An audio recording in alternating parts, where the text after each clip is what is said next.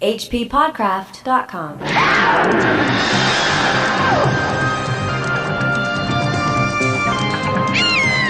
Dr. Jonathan Chase. Wealthy, young, handsome. A man with the brightest of futures. A man with the darkest of pasts. From Africa's deepest recesses to the rarefied peaks of Tibet. Heir to his father's legacy and the world's darkest mysteries. Jonathan Chase, master of the secrets that divide man from animal. Animal from man. Manimal. The intro says it all. It's Manimal, and we're going to be covering it as part of this bonus episode. For May, we've been doing Lovecraft for the most part and wanted to make some kind of hard left turn for the bonus episode. I think this is that. It really came from a comment. Somebody said there should be a drinking game where you take a drink every time we mention Manimal on the show. And to me, that means cover Manimal on the show. Yes, that is a request. That's how I was reading that. Yeah. And those references are a running joke, not just with us, but it's a well-worn punchline all over the place. Maybe not as many people remember it now, but we're not the first people to make fun of it. Oh, no. Will Ferrell was going to make a film adaptation of this movie back in 2012. So yeah, so it was popular enough for that. Yeah. To be in the works, at least. We found the entire series on DVD. That's really the only way to watch it. Mm-hmm. All eight episodes. And said, you know what? Let's do the pilot for bonus content. It could be funny. And the pilot definitely was funny, but it was also horrific. Oh, boy. I don't live tweet things, but I couldn't help myself, really. I said, don't meet your idols. Because both the title and the theme of this episode are going to be Manimal is a monster. We've complained before. When that Dracula show came on Netflix, a lot of people said, oh, I think you guys are going to really like it because Dracula's not some lovable or even a loving, character. He's the horrible, horrible monster that you guys wanted him to be. Yeah. But this was a surprise. I didn't know Manimal was going to be in that vein as well. I didn't know either. I thought he was the hero. But let me set the stage for our relationship with this thing. So when it was on in 1983, I kind of remember I was very excited. I watched it. Mm-hmm. I did the math, and I was 8 years old. I was definitely 10. So I was 8 going on. I was going to turn 9 like a week later. So this was a birthday present for me. But all I remember were the effects, which I thought were cool. And I do remember that I was enjoying it on an ironic level of some kind. Like, it was a funny title. Yeah. It might be one of my first memories of that experience where you're into something and excited about it, but at the same time, you kind of know it's stupid. And that's okay. Yeah. I think the producers were obviously aware of that. They know it's cheesy and goofy, and they play that up. Sometimes they succeed. I mean, one time they succeeded in this pilot. But it's pretty serious, though. I mean, it's an action show, and there were murders and drugs and criminals. Actually, there was some kind of plot structure. The way that it was structured, I thought was actually pretty good. You get Manimal right away. Oh, yeah. Like, the beats are all there. Well, you surprised me there. Oh, so you mean like on a macro level? On a macro level, it's structured really well. But that's it. It's just not. You're right. Yeah, it just didn't get executed on the right way. No. Well, when we were roommates back in the day, they ran Manimal on cable. We had one of those early TiVos, and so we TiVo'd a bunch of them. And it had this Zap Brannigan kind of energy where he was a big cheeseball who thinks he's cool, but you kind of like him because of that. Right. Even if he says some mildly offensive things here and there.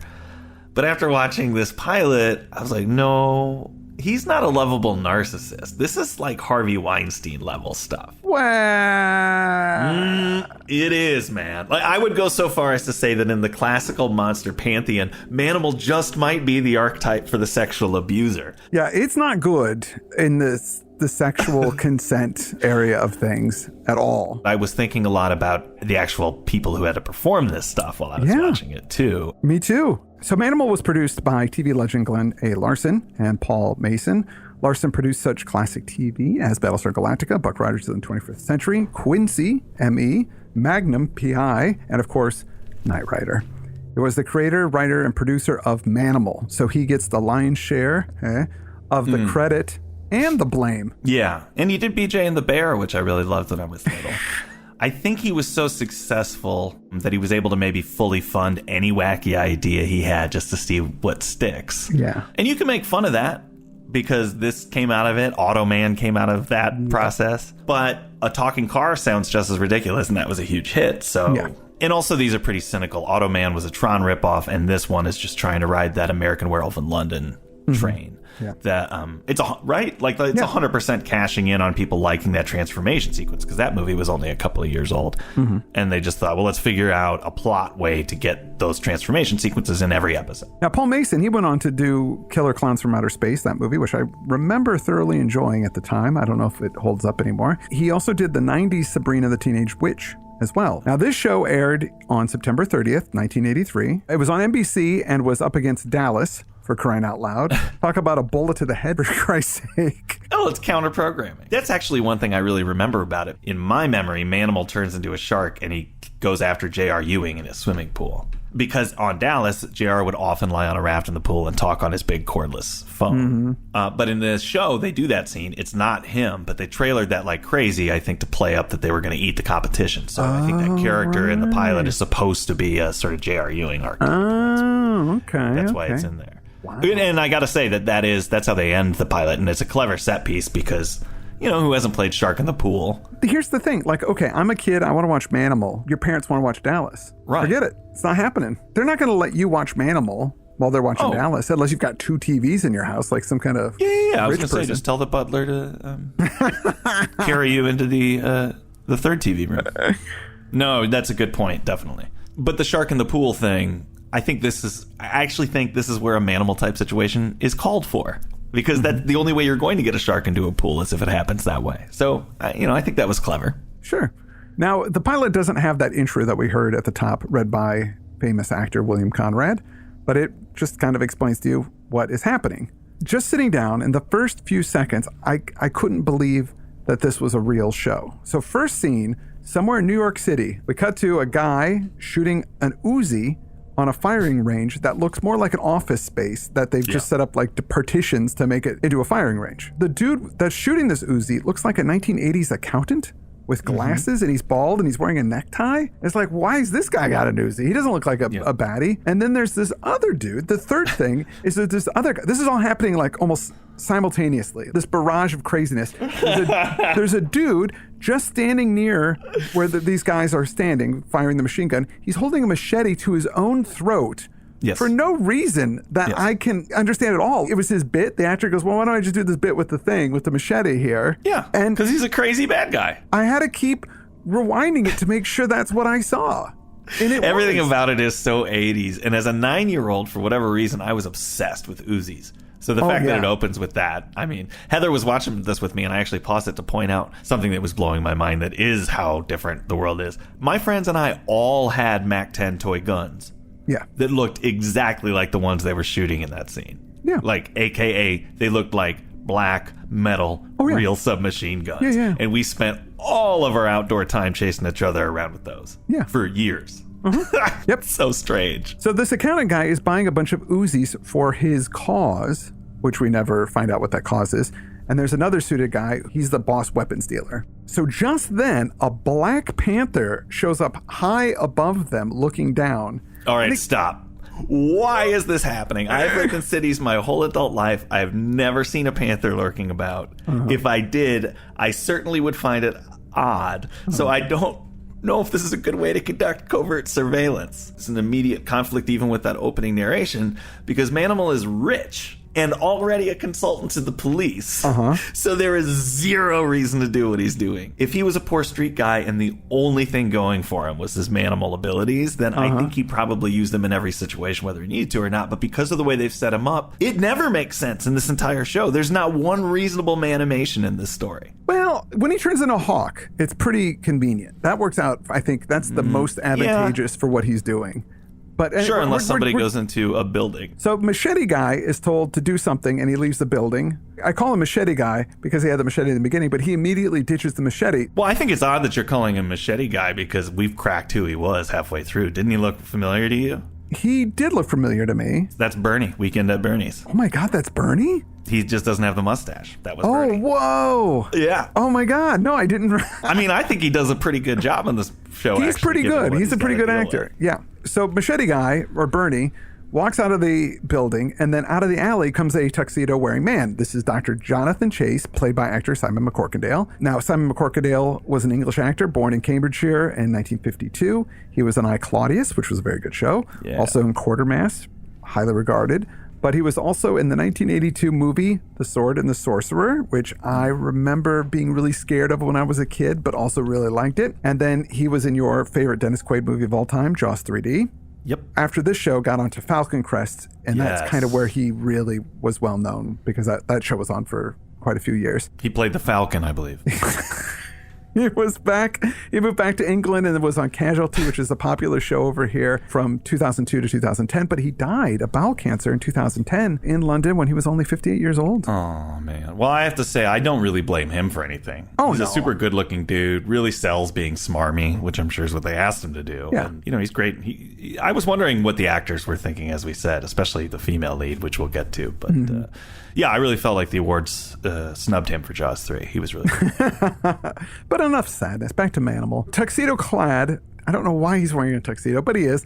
Dr. Jonathan Chase is on the trail of the gun dealer henchman. This machete guy gets into a cab, and Dr. Chase walks up to another cab, flashes his his police consultant ID at the cab driver. It says, official police business, follow that cab. And the cabbie's like, okay, yeah, sure. Police consultant. It was so... And it's on a business card that he looks like he got from a machine. It's not even like nice onion skin or anything. By the way, see, this is the problem. You mentioned the tuxedo thing. I didn't make a note here. I was walking around the living room pondering why he would do this too, because every time he turns into Manimal, it would show the tuxedo get ripped in half. But he doesn't turn into Manimal accidentally, I think. So why would you make that choice? It's part of the magic of... Because when he turns back into a human, he's fully clothed. So obviously this is a supernatural transformation. But for some reason, when he transforms, they show his clothes ripping, which I guess they magically reform back together? I don't know. Oh, wow. God, I didn't even consider that level of it. Okay, now it's good because it's challenging. Keep going with this cab sequence, because that was a weird one. Oh my God. So as they follow, Dr. Chase tells the cabbie to keep his eyes on the road, and Manimal begins changing. He breathes really heavy, and he tells the cabbie, keep the eye on the road. And this is good stuff. Because they don't make you wait a half hour for the special effects. Like, this is in the first 5 minutes. We're getting a transformation scene of him turning into a panther, which is good job. And the special effects were done by a young Stan Winston, who goes on to do Terminator and, lots of amazing special effects. Jurassic Park. They have some bad visual effects in there that I don't think are Stan Winston's. I think you can tell the material that's his because it looks really good. But there's no way that he had anything to do with that panther hand, is there? No. With the retractable little white claws that poke out? Maybe. I don't know. And also, that was hysterical. It's so awkwardly edited, this transformation scene. Like, it goes on for way too long. You got to leave people hungry for a little bit more. But there's like no background music as well, so it's not suspenseful. It's just kind of weird. No, it feels like that moment in The Howling when they're in the porno theater. I mean, because he's just in the back of this cab going, "Don't look at me back here." It feels really masturbatory and gross. It does. So when they arrive at the warehouse, the Panther Chase, he sneaks out the window, leaving a befuddled cab driver behind who just missed the whole transformation. The Panther prowls around to the warehouse, finds armed guards. A machete guy is there, and he's talking about a big shipment of explosives, but I thought they were gun runners, so I guess I'm not sure what's going on. But he feels like he's being watched. Sure. So the Panther sneaks onto the truck that has the explosives or guns or whatever the hell's supposed to be on there, and a couple of uniformed cops spot this truck and wonder why it's making delivery so late at night, and they decide to follow it. We laughed out loud at that because I think the truck says, sewing supplies or something, and the cop goes, it's pretty late to be making deliveries. We better follow. What police officer has time to do that? But one of the cops is Brooke McKenzie, who is played by Melody Anderson. And I know Melody Anderson as Dale Arden from the 1980 Flash Gordon. Yeah. And she was in a ton of TV in the 80s, but she retired from television in 1995 to become a psychotherapist and social worker in Los Angeles. And man, she's the best thing in the show. Yeah.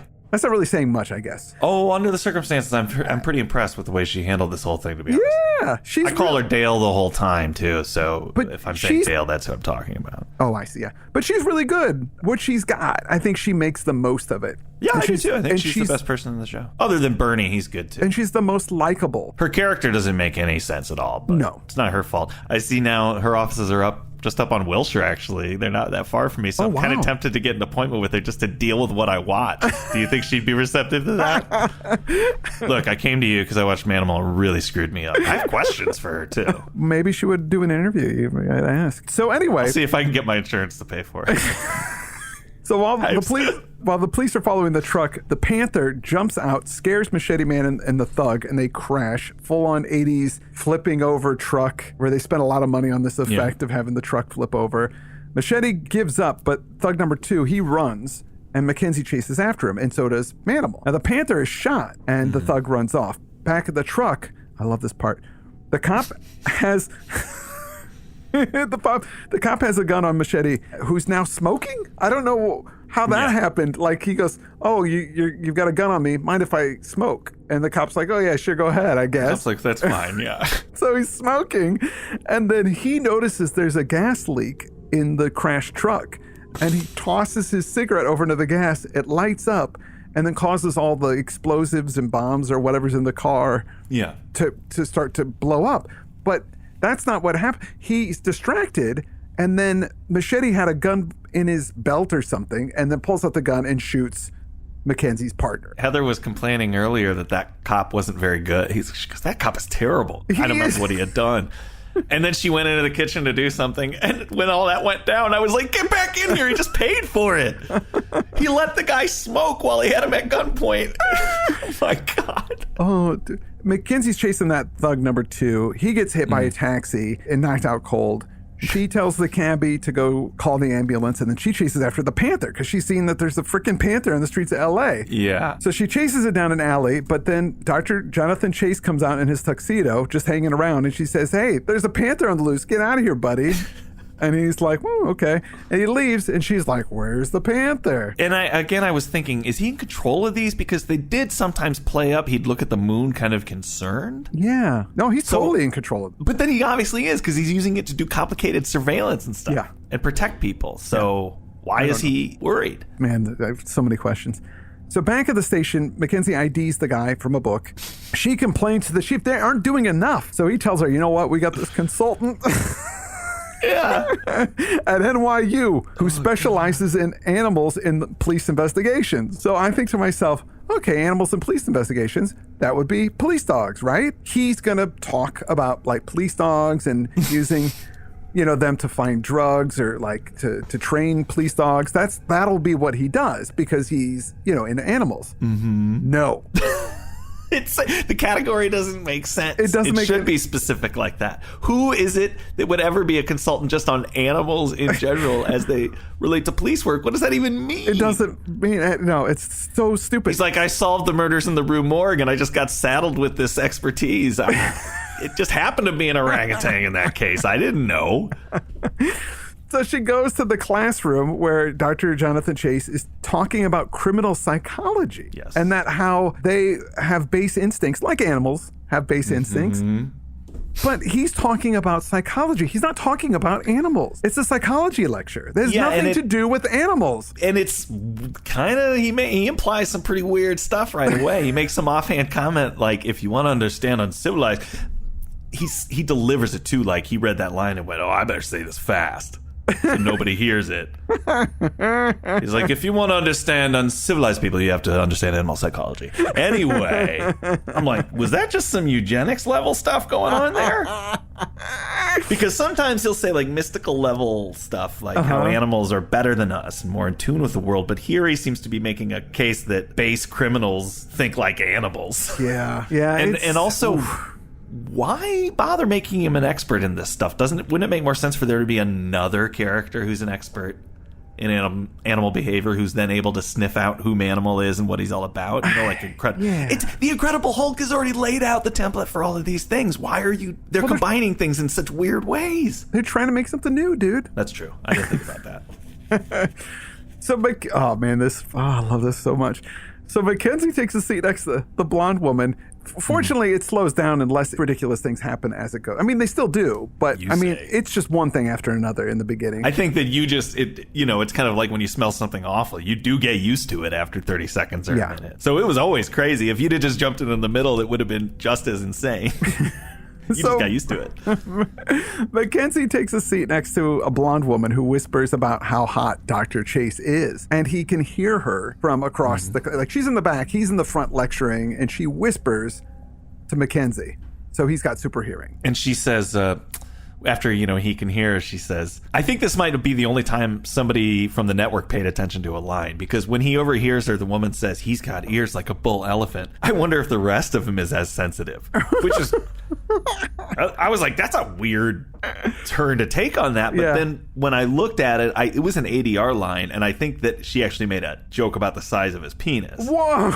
And somebody, think about it. He's got ears like a bull elephant. I wonder if the rest of him is blah, blah, blah. And they just changed it to as sensitive because her mouth didn't match it. So at least we know there was some oversight. Yeah, some kind of oversight. I guess. I will say this. Yeah.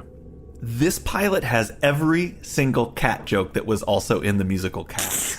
And it lands them all 150% better than that movie did.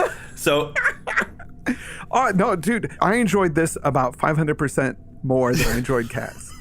I know. Because this is bad in interesting ways. Yeah, I didn't know where Manimal was. Cats was just freaking boring.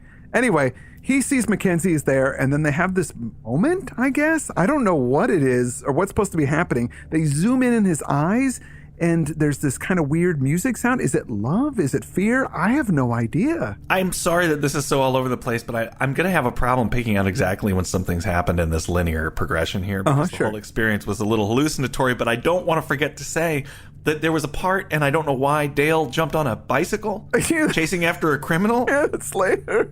And I know it's way later, but I'll never know when to say this, but I'm thinking of it now. And she jumped on the bike, and then he kicked her off of it, right? He did. It's one of the greatest action sequences I've ever seen.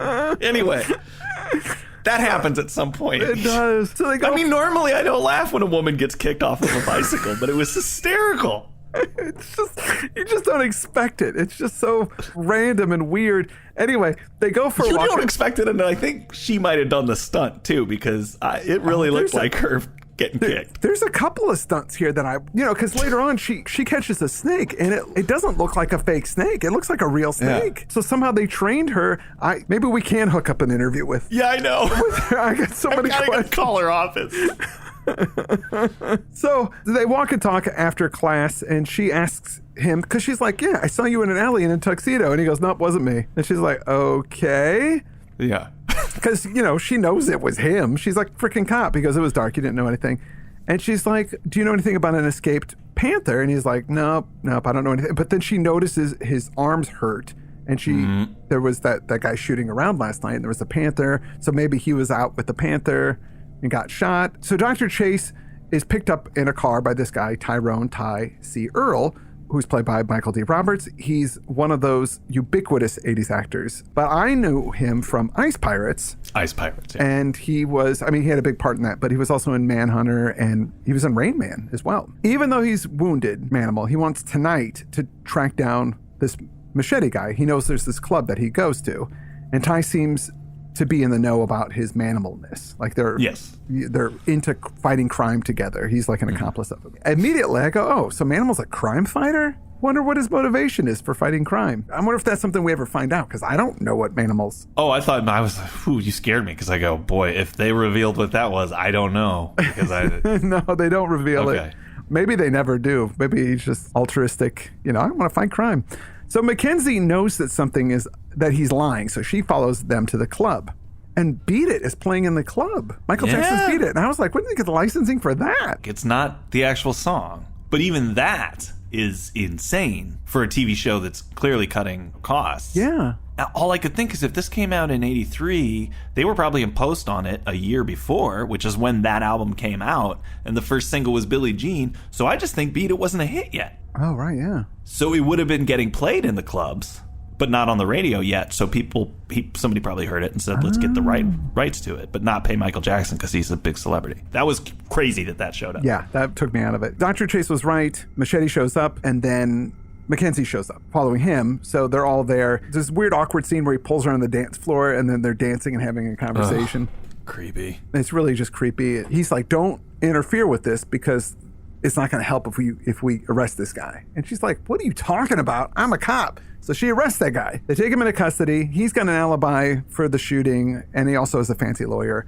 Chase goes to the police headquarters and tries to apologize to Mackenzie. They basically become friends, but he insists that she calls him JC. Yeah, they set up a couple of things here that are supposed to be fun banter. One is the really hack, you can call me blank thing, which is you want to use the formality. I prefer it to be more relaxed. And now we're going to fight about that. Here, it just has a creep level because it gets down to the root of it. She's trying to be professional, and he's overstepping that constantly. Yes, exactly. That's it. So it takes on a different... It's not funny. And then the other thing they set up is him saying, I have a plan, and she goes, I'm going to use my plan because I'm a police officer, which makes sense to me. Yep. But of course, her plan for whatever... I didn't pay attention to the plot, so I don't know why, but in the end, she actually has to have a come-to-Jesus moment where she admits to him that her plan was wrong, and she should have listened to him, the Manimal, the whole time. I couldn't believe that the actress even had to go through that. It was was terrible. She believes that they're in the warehouse and they're going to stake out that warehouse district and try and somehow find it. They spot the truck. They follow the truck to the warehouse, the one that he was at earlier before. She tells him to wait in the car. So she goes into the warehouse to find out what's going on. He turns into a panther. She's spotted and hides. Then they've got her surrounded, all the thugs, with machine guns, and she doesn't know what to do. So Manimal, as a panther, knocks over a crate of grenades, which seems like a bad idea. She's like, oh, grenades, great. So she picks up a grenade, and she throws a grenade at some dudes. Yeah. Like, cops can't do that. You can't throw grenades at guys. No. It's so irresponsible. There's probably people working in the office who don't know anything about this conflict that's happening out there. She hasn't identified herself as a police officer. She hasn't, she's trespassing. She doesn't have a warrant for any of this stuff. I mean, it's just preposterous. Obviously, whoever wrote this had no knowledge of any kind of police procedure or anything like that. No, but they might have had a knowledge of the audience, because when this happened, I go, she can't use a grenade. And Heather said totally seriously, she goes, what else is she supposed to do? And I have to admit, she had a point. I went, well, yeah. Yeah. Actually, I think her mistake was not keeping some of those grenades for every other situation in this pilot. She throws a grenade. It explodes. It catches things on fire. So everybody gets the hell out of the warehouse. Manimal shows her as a panther, shows her the way out. And she somehow knows that the panther's helping her. And then the warehouse explodes. And is that when they got knocked unconscious together? Because I thought it was earlier. No, it's there. So she's knocked out from the explosion, and the panther's knocked out from the explosion. And then I didn't see that. You tweeted this image of there's a crappy looking stuffed panther that's supposed to be a real panther, passed out on her boob, and she's lying there. And then he transforms when he's knocked out. He transforms back into to Dr. Jonathan Chase. I think that might be a drugged panther, actually. Is it a stuffed panther? I didn't think it looked real. I thought it looked the thing fake. about it that was funny, we laughed at the image when they flashed it real quick just because she was laying there with the panther, so I rewound it to take a picture, and this is what prompted... this really cracked my mind open, because I thought he was laying down there to get comfort because he was shot, but he's totally creeping on her breasts as a panther. And it's not the first time he does that in this episode. Oh, man. The fire department arrives. He's a regular person, fully clothed. They're okay. Machete's lawyers got him out of jail, and he's back on the streak, so Manimal's following him as a hawk. And then once again, we have some conflict here, because why is he doing... That's probably, as you said, the most reasonable type of surveillance he does. A hawk is a pretty good way to follow people. Yeah, oh yeah. But also, he could install a camera or just be a person and get the same results a lot of the time. Well, you can follow a car really easy as a hawk, and you're not gonna get caught.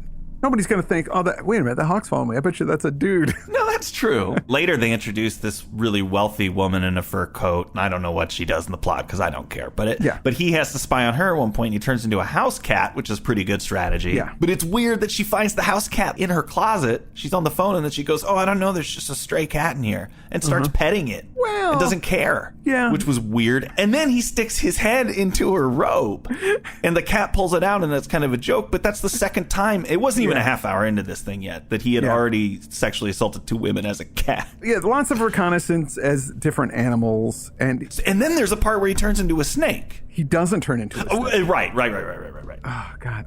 We're already so far in the show. There's so many ridiculous scenes that we can do multiple episodes on just the pilot of this. I know. But the thing with the snake is they wanted to use that as an intimidation tactic for Bernie. Yes. And I got really mad because Ty was acting like he was scared of the snake. And when they were trying to make you think he was going to turn into a snake. Yes. But it didn't make sense because why would Ty then be scared of it? So I was mad about this. Yeah. And then later it was revealed that it was actually just a snake that they were using, that Manimal. Manimal has some kind of control over animals as well, which is a power I didn't remember him having. Yeah. But he also seems to have a power to make people faint in the show more than any Lovecraft story I've ever read. I know, they faint a lot at everything. In that scene with that, where Ty brings in the snake to intimidate Bernie, he makes the woman, Bernie's girlfriend, faint in the bathroom. When she sees the snake, she just faints. And then Bernie faints. Yeah. And then once Mackenzie realizes that it's not actually Dr. Jonathan Chase, because she figures out he's turning into animals at some point in the thing. She goes up and catches the snake because she thinks it's him, and she's like, "Oh, you rascal." And then he walks in, she realizes it's not him, and then she faints. There's 3 faints in the one scene. I have to say, though, they nailed that snake take, and if you go to our Twitter page, you'll actually see it, because I posted it.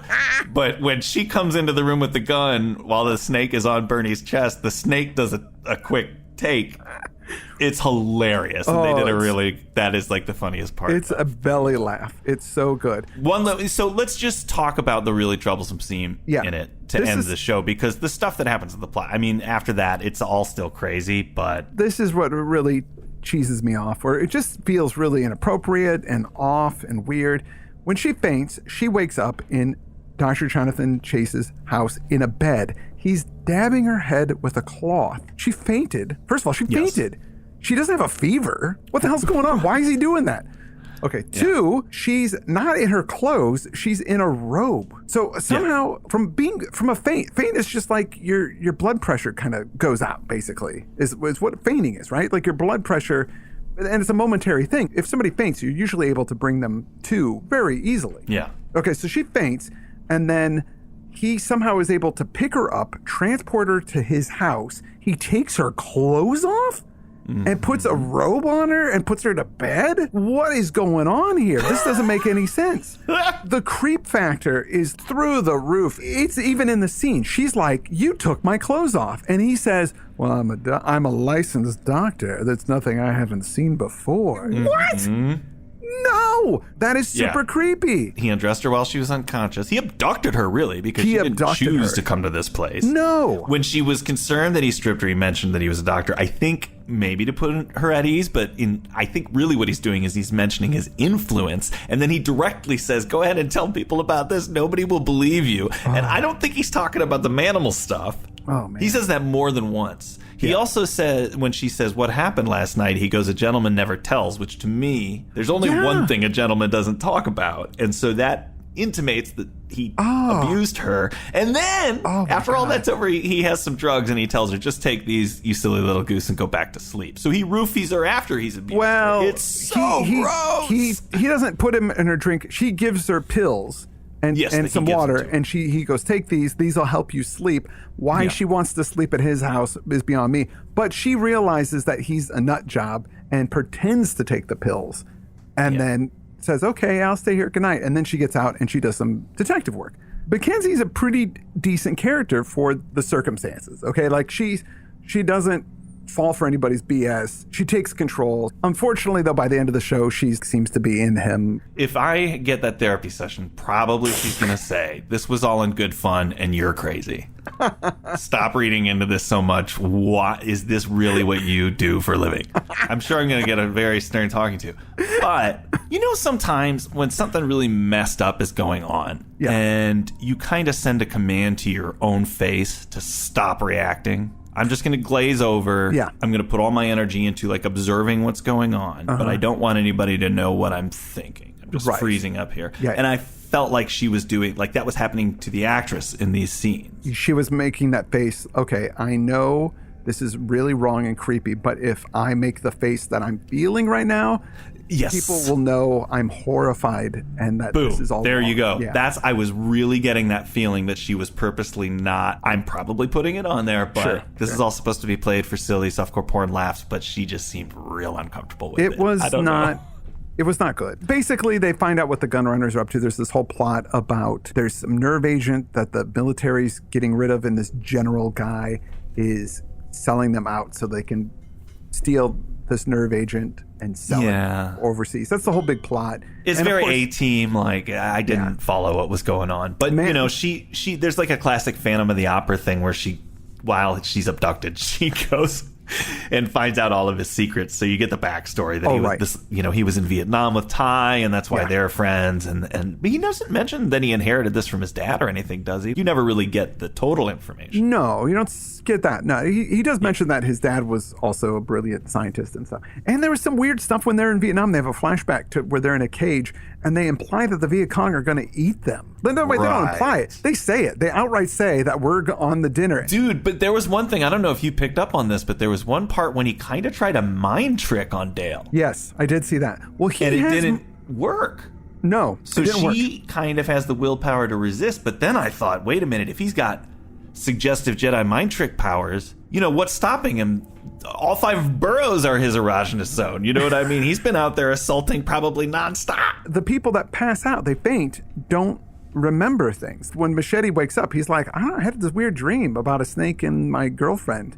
So he doesn't remember any of that stuff. I guess that's another superpower of Chase's, is that he can affect people's minds, kind of like the Shadow, I guess. I don't know. Wow, he's got super creepy powers. Because at the end, instead of calling the police to go to where the criminals have stolen all of this stuff because they've done something illegal and they've kidnapped Mackenzie, which you can call the police for that. That's a legitimate thing. He says, no, we need help. I'm going to go to the zoo and get all the big cats, and they're going to help me assault this warehouse. Right. But I got to say, I really enjoyed watching this. I wish I watched it with you because there was so much going on. Yeah, I think we need to coordinate that. It would have taken us hours to get through this episode because I stopped it so much watching it by myself. Like, what? I got to rewind that. That doesn't make any sense.